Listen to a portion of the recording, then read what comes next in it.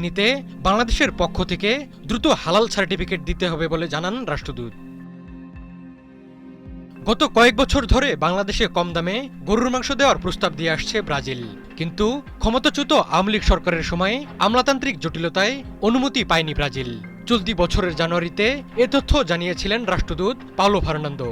সে সময় তিনি জানান, অনেক মুসলিম প্রধান দেশ ব্রাজিল থেকে গরুর মাংস আমদানি করে, কিন্তু বাংলাদেশে সেই অনুমতি নেই। বেশ কয়েক বছর ধরে বাংলাদেশে গরুর মাংস রপ্তানির চেষ্টা করছে ব্রাজিল। গত বছরের এপ্রিলে $4.5 প্রতি কেজি গরুর মাংস রপ্তানির প্রস্তাব দেওয়া হলেও অনুমতি মেলেনি।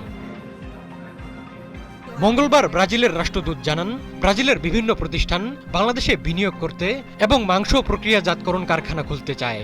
এছাড়া বাংলাদেশে গবাদি পশু ও দুধের উন্নয়নেও ব্রাজিল অংশীদার হতে চায় বলে উল্লেখ করেন তিনি।